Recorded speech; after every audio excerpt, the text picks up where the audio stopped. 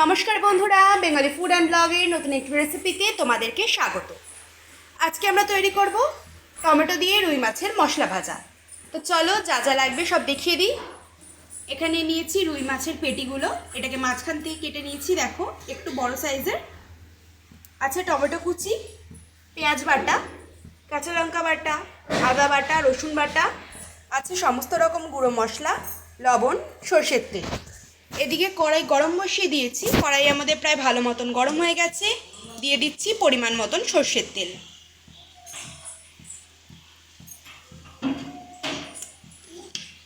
তেলটা ভালো মতন করে গরম করে নেব।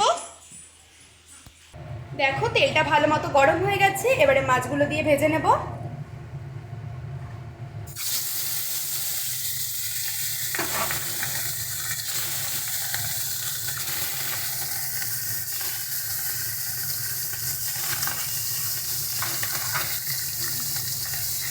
মাছগুলো দিয়ে ভালো করে উল্টে পাল্টে ভেজে নিতে।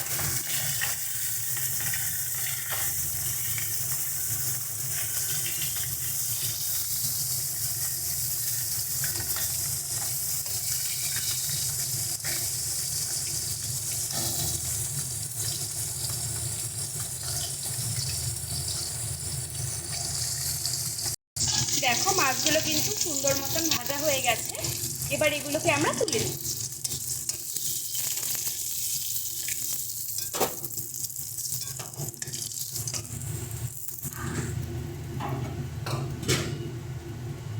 একই রকমভাবে আমরা বাকি মাছগুলোকেও ভেজে নেব।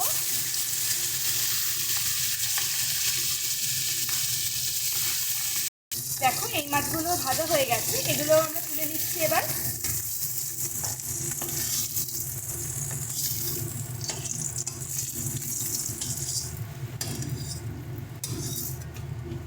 এবারে এর মধ্যে দিয়ে দিচ্ছি জিরে,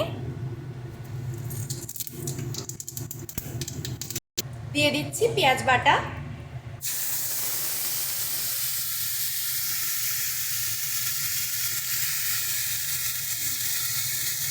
কাঁচা লঙ্কা বাটা, রসুন বাটা, আদা বাটা। দিয়ে দেবো সমস্ত রকম গুঁড়ো মশলা, হলুদ গুঁড়ো, শুকনো লঙ্কার গুঁড়ো, দিয়ে দিচ্ছি স্বাদ মতো লবণ। সমস্ত কিছু দিয়ে ভালো করে মশলাটাকে কষিয়ে নেব।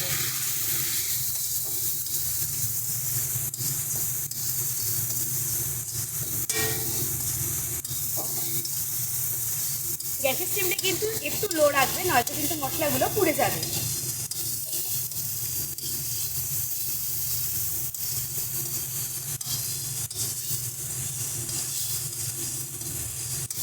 ভালো করে মশলাটাকে কষিয়ে নেব। তখন মশলা থেকে তেল ছাড়বে, তখন এর মধ্যে আগে থেকে কেটে রাখা টমেটোগুলো দিয়ে দেবো। দেখো মশলাটা ভালো মতো কষানো হয়ে গেছে, দিয়ে দিচ্ছি আগে থেকে কেটে রাখা টমেটোগুলো।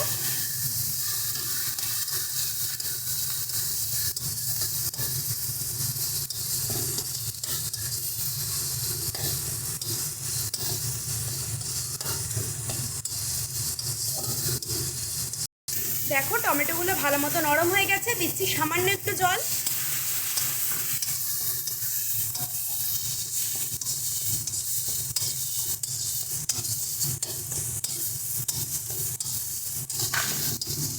দিয়ে দেব আগে থেকে ভেজে রাখা মাছগুলো।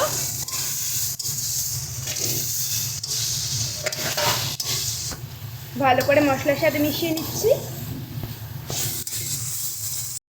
দিয়ে দিচ্ছি অল্প পরিমাণে একটু জল, বেশি জল কিন্তু এর মধ্যে দেওয়া যাবে না, খুব সামান্য একটু জল দেব।